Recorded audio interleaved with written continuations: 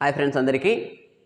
ఇంతకుముందు మన క్లాస్లో తెలుగు వర్ణమాలకు సంబంధించి 56 అక్షరాలు, వాటిలో అచ్చులు, అల్లులు, ఉభయాక్షరాల వర్గీకరణ గురించి తెలుసుకున్నాం. ఆ వర్ణమాలకు సంబంధించి ఈరోజు క్లాస్లో మరికొంత సమాచారాన్ని తెలుసుకుందాం. బాల వ్యాకరణం ప్రకారం సంస్కృత భాషకు వర్ణాలు మొత్తం 50. ఓకేనా? సంస్కృతమునకు వర్ణములు 50 అనేది బాల వ్యాకరణం యొక్క సూత్రం. అంటే సంస్కృత భాషలో మొత్తం 50 వర్ణాలు ఉంటాయి. ఓకేనా? అందులో అచ్చులు 16, అల్లులు 34. ఆ అచ్చులు, అల్లులు ఏంటో ఇప్పుడు తెలుసుకుందాం. అయితే సంస్కృత భాష విషయానికి వస్తే అందులో తెలుగు వర్ణమాలలో కనిపించే ఏ అనేది సంస్కృత వర్ణమాలలో ఉండదు. తర్వాత అశ్వ ఓ కూడా ఉండదు. అశ్వ ఏ తర్వాత అశ్వ ఓ అనేది సంస్కృత వర్ణమాలలో ఉండదు. ఈ తెలుగు వర్ణమాలతో పాటుగా అం, అహ అనే రెండు వర్ణాలు కూడా సంస్కృత భాషలో కనిపిస్తాయి. అలాగే మనము దంత్య తాళవ్య చెజలుగా పిలువబడే ఈ చాజాలు కూడా సంస్కృత భాషలో ఉండవు. తర్వాత రౌతి, దీన్ని శకటరేప అనొచ్చు, బండిరా అనొచ్చు. ఇక్కడ రౌతి అనేది కూడా సంస్కృత భాషలో కనిపించదు. అలాగే మనము సున్నా అనేది మనం ఇక్కడ అం అనే అక్షరం పక్కన రాసాం కాబట్టి ఈ సున్నా అనేది కూడా సంస్కృత భాషలో ప్రత్యేకంగా ఉండదు. అలాగే అరసున్నా కూడా ఉండదు. ఇక్కడ విసర్గ అనేది అహ అనే అక్షరంతో మనం కలిపి రాస్తున్నాం కాబట్టి ఈ విసర్గ అనేది కూడా సంస్కృత భాషలో ప్రత్యేకంగా ఉండదు. అది ఒక అక్షరం పక్కన మాత్రమే మనకి కనిపిస్తుంది. సున్నా తర్వాత విసర్గ అనేవి ఒక అక్షరంతో కలిపి మనకు సంస్కృతంలో కనిపిస్తాయి కాబట్టి అవి ప్రత్యేకంగా కనిపించవు. ఈ విధంగా అచ్చులు మొత్తం 16, అల్లులు మొత్తం 34, సంస్కృత భాషలో మొత్తం వర్ణాలు 50 ఉంటాయి. ఈ విషయాన్ని గుర్తుపెట్టుకోండి. ఇక ప్రాకృత భాష విషయానికి వస్తే బాల వ్యాకరణం ప్రకారం ప్రాకృతమునకు వర్ణములు 40. ఓకేనా? మొత్తము ప్రాకృత భాషలో వర్ణాలు మొత్తం 40 ఉంటాయి. అందులో అచ్చులు 10, అల్లులు 30. ఓకేనా? ప్రాకృత భాషలో వర్ణాలు మొత్తం 40 ఉంటే ఆ 40లో అచ్చులు 10, అల్లులు 30 ఉంటాయి. ఇప్పుడు తెలుగు వర్ణమాలల నుంచి ఏ అక్షరాలు లోపిస్తే ప్రాకృత భాష ఏర్పడుతుందో చూద్దాం. ఓకేనా? అయితే ప్రాకృత భాషలో వర్ణములు 40 అన్నాడు కాబట్టి అందులో అచ్చులు 10. ఓకేనా? ప్రాకృత భాషలో ఈ మనం రాసే రూరు అనే అక్షరాలు మనకు కనిపించవు. ఓకేనా? రూరు అనే అక్షరాలు మనకు కనిపించవు. తర్వాత లుల్లు అనే అక్షరాలు మనకు కనిపించవు. తర్వాత ఏ, ఐ, ఓ,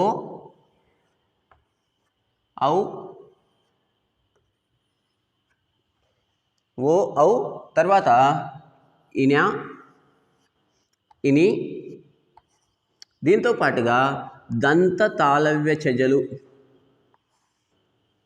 తర్వాత ష. ఓకేనా? ష. తర్వాత బండిరా. ఇక్కడ సున్నా కనిపించదు, అరసున్నా, విసర్గ. ఎందుకంటే ఈ సున్నా విసర్గాని మనము అం, అహ అనే అక్షరాలుగా రాసుకుంటున్నాం కాబట్టి ఇక్కడ ఇవి ప్రత్యేక వర్ణాలుగా మనకు కనిపించవు. ఒక అక్షరం పక్కన మాత్రమే ఈ అం, అహ అనే అక్షరాలు మనకు కనిపిస్తాయి, అనే వర్ణాలు మనకు కనిపిస్తాయి. ఇప్పుడు ప్రాకృత భాషకు వర్ణములు 40 అన్నాడు కాబట్టి 40 ఉన్నాయో చూసుకుందాం. అ, ఇ, ఉ, తర్వాత ఏ, ఓ, అం, అహ. ఓకేనా? అచ్చులు 10.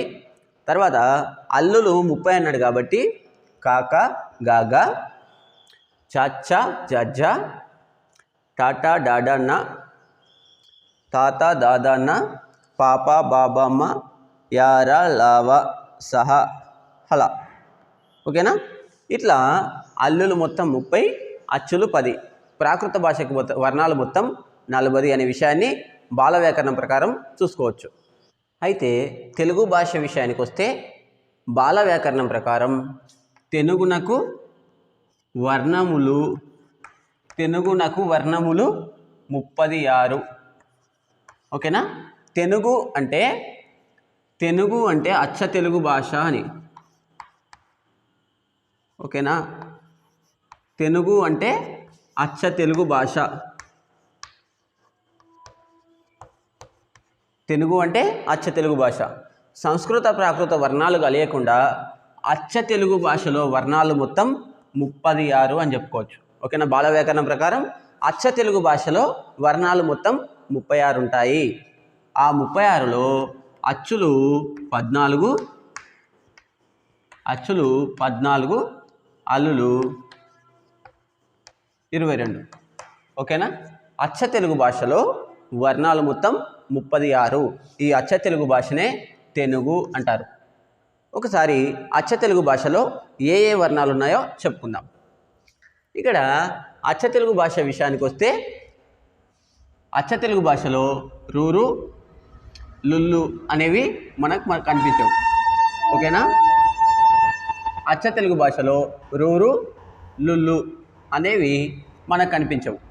ఈ అం, అహ అనే అక్షరాలు అచ్చ తెలుగు భాషలో కనిపిస్తాయి.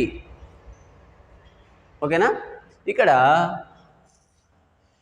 మళ్ళీ అల్లుల విషయానికి వచ్చేసరికి వర్గ ద్వితీయాక్షరాలు అంటే ఇక్కడ మహాప్రాణాలు ఏవైతే ఉన్నాయో ఖ, ఛ, ట, థ, ప ఇట్లా మహాప్రాణాలు ఏవైతే ఉన్నాయో ఆ మహాప్రాణాలు కూడా అచ్చ తెలుగు భాషలో ఉండవు. నేను రౌండప్ చేసిన అక్షరాలన్నీ వర్ణాలన్నీ అచ్చ తెలుగు భాషలో ఉండవనే విషయాన్ని మీరు గుర్తుపెట్టుకోండి. తర్వాత హిన, ఇని అనే ఈ వర్ణాలు కూడా అచ్చ తెలుగు భాషలో ఉండవు. వాటితో పాటుగా ష, ష, తర్వాత రౌతి, మీరు రౌతి అంటారు, బండిరా అంటారు, ఏదైనా అనండి. ఇక్కడ కనిపించే నేను రౌండప్ చేసిన ఈ వర్ణాలు అచ్చ తెలుగు భాషలో ఉండవు. ఇక్కడ దంత్య తాళవ్య చెజలుగా గుర్తించబడే ఈ చాజాలు అచ్చ తెలుగు భాషలో ఉంటాయి. ఈ విధంగా అచ్చ తెలుగు భాషలో వర్ణాలు మొత్తం 36, అందులో అచ్చులు 14, అల్లులు 22.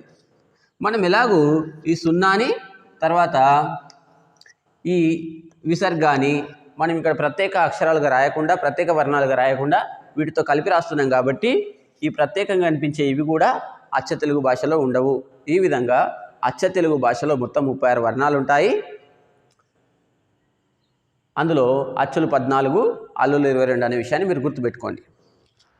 అయితే అచ్చ తెలుగు భాషలో ఉన్న 36 వర్ణాలకి అంటే ఎక్కడైతే వదిలేసామో ఈ అచ్చ తెలుగులో ఉన్న 36 వర్ణాలకి సంస్కృత భాషలో నుంచి మొత్తము 19 వర్ణాలు వచ్చి చేరి దానితో పాటుగా ఈ శకటరేప అనేది అదనంగా వచ్చి తెలుగు భాషలో మొత్తం 56 వర్ణాలుగా స్థిరపడ్డాయి. ఆధునిక తెలుగు భాషలో మనము మొత్తము 56 వర్ణాలను ఉపయోగిస్తున్నాం. ఆ 56 వర్ణాలలో అచ్చ తెలుగు భాషలోని 36 వర్ణాలు, దానితో పాటుగా సంస్కృత భాష నుంచి ఇక్కడ ఏవైతే రౌండప్ చేసి ఉన్నామో ఈ శకటరేప కాకుండా మిగతా ఏవైతే రౌండప్ చేసి ఉన్నామో ఆ వచ్చిన సంస్కృత భాషలో నుంచి మొత్తం 19 వర్ణాలు, దానితో పాటుగా అదనంగా ఒక శకటరేప ఏర్పడడం వల్ల, శకటరేప రావడం వల్ల తెలుగు భాషలో, ఆధునిక తెలుగు భాషలో మొత్తము 56 వర్ణాలు స్థిరపడ్డాయి. ఓకేనా? 56 వర్ణాలు స్థిరపడ్డాయి. ఇక్కడ మనం అం, అహ అనే ఈ అక్షరాలను తెలుగు భాషలో తొలగించి వాటికి బదులుగా 0, అర 0 అనే ప్రత్యేక వర్ణాలను మనము రాస్తున్నాం. ఇట్లా ఆధునిక తెలుగు భాషలో మొత్తము 56 వర్ణాలు ఉన్నాయనే విషయాన్ని మీరు గమనించాలి. ఓకేనా? నేను మొదటి నుంచి దంత తాళవ్య చజలు అని వీటి గురించి ప్రస్తావిస్తున్నా కానీ ఎక్కడ కూడా వీటి గురించి క్లారిటీ ఇవ్వట్లేదు. ఇప్పుడు అసలు దంత తాళవ్య చజలు అంటే ఏంటి అనే విషయాన్ని తెలుసుకుందాం. ఈ ఏలతో కూడిన చజలు తాళవ్యాలు అనబడతాయి. ఓకేనా? ఈ ఏలతో కూడిన ఈ చజలు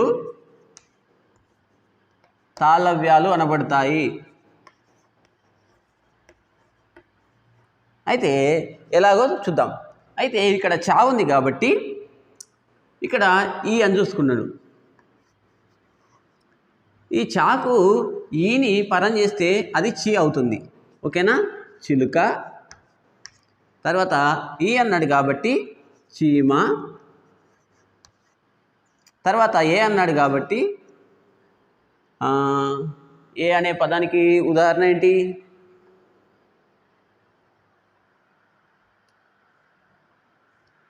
చలి, చేమ. ఓకేనా?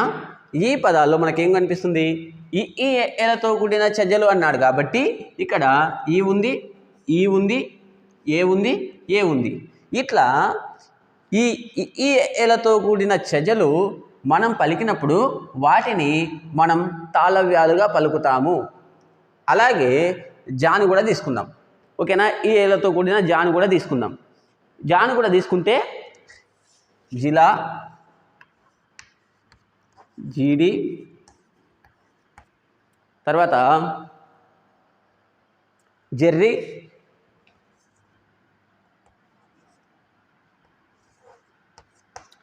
జేజే. ఓకేనా? ఈ పదాల్లో కూడా మనం ఇక్కడ చూసుకుంటే జకారానికి ఈ పరమై అది జీగా మారింది. తర్వాత జకారానికి ఈ పరమై జీగా మారింది. ఇక్కడ కూడా ఏ పరమైంది, తర్వాత ఏ పరమైంది. ఇట్లా జిలా, జీడి, జెర్రీ, జేజే అనే పదాలు పలికినప్పుడు మనము ఈ జకారాన్ని మనము తాళవ్యంగా పలుకుతాము. ఇక్కడ ఈ పదాలు పలికేటప్పుడు మనము చకారాన్ని తాళవ్యంగా పలుకుతాము. ఇట్లా ఈ ఏలతో కూడిన చజలు తాళవ్యాలు అనబడతాయి. ఈ పదాల్లోని మొదటి అక్షరాలన్నీ మనం తాళవ్యంగా పలుకుతాం కాబట్టి ఈ ఏలతో కూడిన చజలు తాళవ్యాలు. ఓకేనా? ఇక్కడ ఆ, ఉ, ఓ, ఔ. ఆ ఓలతో కూడిన ఔలతో కూడిన చజలని మనము దంత్యాలుగా పలుకుతాము. ఓకేనా? ఓకేనా? ఇంతకుముందు ఈ ఏలతో కూడిన చజలను మనం తాళవ్యాలనుకున్నాం. ఇక్కడ ఆ ఓ ఔలతో కూడిన చజలను మనము దంత్యాలుగా పలుకుతాము. ఎలాగో చూద్దాం. ఇక్కడ చాను ఉదాహరణకు తీసుకుందాం. చాను ఉదాహరణకు తీసుకుంటే చలి, తర్వాత రెండవ కాబట్టి చాప, చుక్క, చూపు,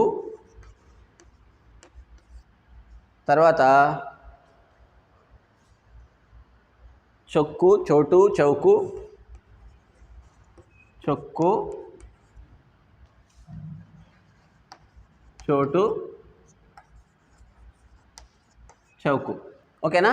ఇక్కడ ఆ ఓ ఔలతో కూడిన చజలు దంత్యాలు అన్నాడు కాబట్టి ఇక్కడ చాకి ఆపరమైంది, ఆపరమైంది, ఊపరమైంది, ఊపరమైంది, ఓపరమైంది, ఓపరమైంది, ఔపరమైంది. ఇట్లా ఆ ఓలతో కూడిన చజని చాను మనము దంత్యంగా పలుకుతాము. ఇప్పుడు చలి అన్నప్పుడు మనం మొదట ఉండే ఈ చాని మనం దంత్యంగా పలుకుతాము.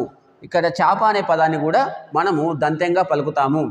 అసలు ఈ దంత్యం అంటే ఏంటి, తాళవ్యం అంటే ఏంటి అనే విషయాన్ని మనము తర్వాత క్లాస్లో చాలా క్లియర్గా ఎక్స్ప్లెయిన్ చేసుకుందాం. ఓకేనా? ఇప్పుడు మాత్రము ఈ దంత తాళవ్య చజలు అంటే ఏంటి అనే విషయాన్ని మీకు క్లారిటీ ఇవ్వడానికి మాత్రమే ఈ విషయాన్ని చెప్తున్నా. ఆ ఊలతో కూడిన చజలను మనం దంత్యాలుగా పలుకుతాము. తర్వాత ఈ ఏలతో కూడిన చెజలను మనం తాళవ్యాలుగా పలుకుతాము. ఈ విషయాన్ని మీరు అందరూ గుర్తుపెట్టుకోండి. ఇప్పటి వరకు మనం వర్ణమాలకు సంబంధించిన పూర్తి సమాచారాన్ని తెలుసుకున్నాం. ఇక తర్వాతి క్లాస్లో ఏ వర్ణాలు ఎక్కడెక్కడ ఉచ్చరించబడతాయి, ఉచ్చారణ స్థానాన్ని బట్టి వాటిని ఏమంటారు, అసలు శ్వాసం నాదం అంటే ఏంటి, కరణం అంటే ఏంటి, స్థానం అంటే ఏంటి అనే విషయాలను మనం తర్వాత క్లాస్లో క్లియర్గా ఎక్స్ప్లెయిన్ చేసుకుందాం. ఓకేనా? నా ఎక్స్ప్లెనేషన్ మీకు నచ్చినట్టయితే ఖచ్చితంగా ఈ వీడియోకి ఒక లైక్ చేయండి. మరిన్ని వీడియోల కోసం మన ఛానల్ని సబ్స్క్రైబ్ చేసి నాకు సపోర్ట్ చేయండి.